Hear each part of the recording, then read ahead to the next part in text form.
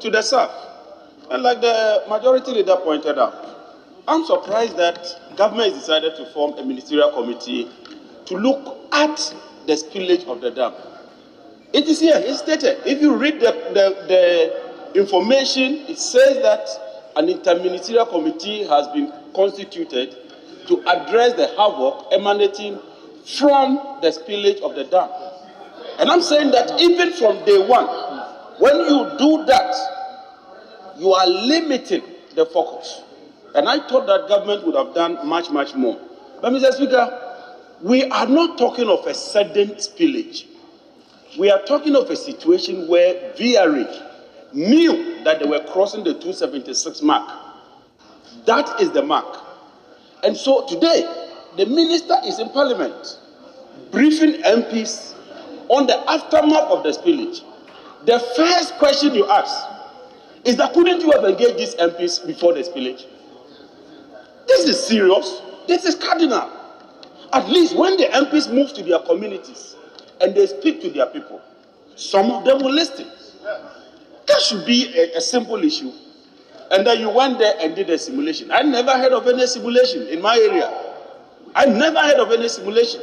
And I never witnessed any simulation. In any case, when you knew you were going to spill the dam, did you create safe havens for them? Which towns were those safe havens created? Because what you do is that once you are going to spill a dam, you create a safe haven so that when people are affected, they can move to those areas. MPs have had to allocate schools for people to go and stay there. Mr. Speaker, this is a serious issue. But even more important is the issue of this perennial flooding. On the 19th of November 2019, President Akufo-Addo cut the sword for the construction of the Poalugu Dam, valued at about $1 billion. We were told that that would be the main solution on the White Volta in terms of flooding.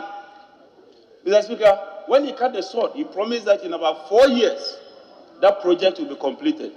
At the end of this year, the 4 years will be due. I have been there, Mr. Speaker. No activity is taking place. No activity. And so, this issue of providing relief items, that is not the solution to the problem.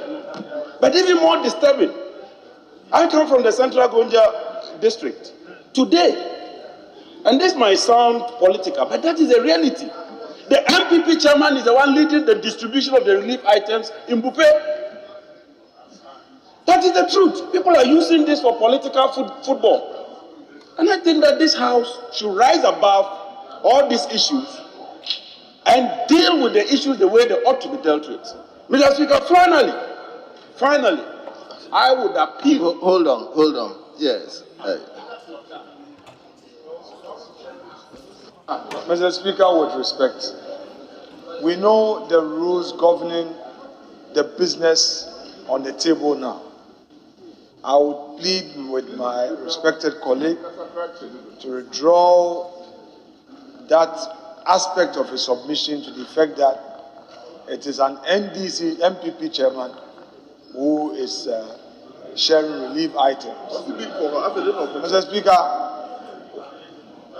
earlier the position had been that nothing at all had been done in the constituency, and now it is changed to an MPP chairman. I hold a view that, in the words of the then acting leader, this is a sensitive matter. It is of national character, unquote. Shall we therefore focus on this matter and construct our submissions in these lines? I thank you, Mr. Speaker. Very well. Mr. Speaker, this is indeed a serious matter.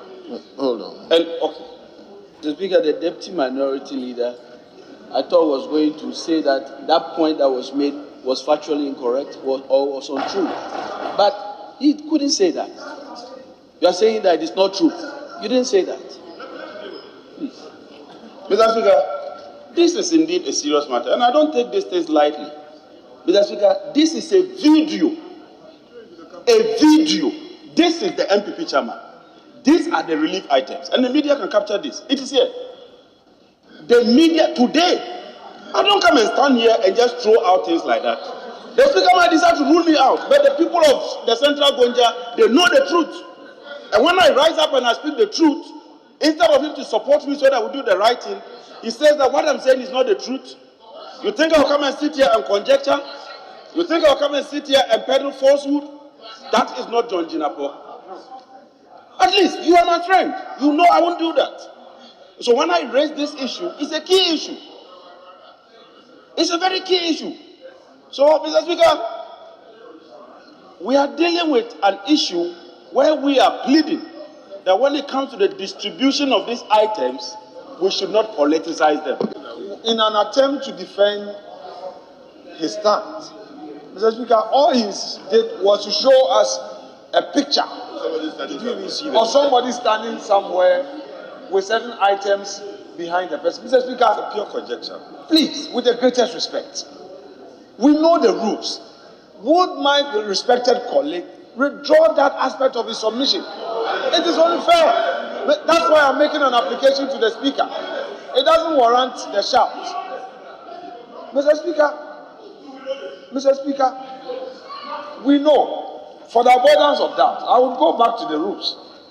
The statement you admitted. The statement you admitted. Which statement came from the minister?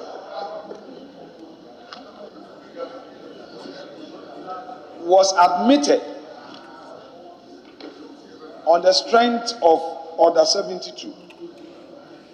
Mr. Speaker, the rule requires of us to make comments within the confines of that statement. That's exactly what our rule says. So you are not to introduce new matters, controversial issues, Mr. Speaker, bring matters of factual inaccuracies, Mr. Speaker, and if we allow this to stay in the records, Mr. Speaker, it will amount to giving, Mr. Speaker, an open check to any member to stand here to say anything merely by showing us a picture. Mr. Speaker, today he has that liberty in this house. Tomorrow he may not be a member of parliament and somebody will be a member of parliament saying certain things about him. He will not have a right of audience to immediately respond. The man you claim to be doing what you claim he did is not in this chamber to defend himself. Meanwhile, you do not have such evidence to support that claim. Mr. Speaker, I have made an application to you. Your duty is to consider the application to either, Mr. Speaker, dismiss it or uphold.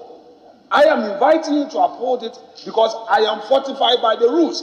When he was given the opportunity, he could not factually prove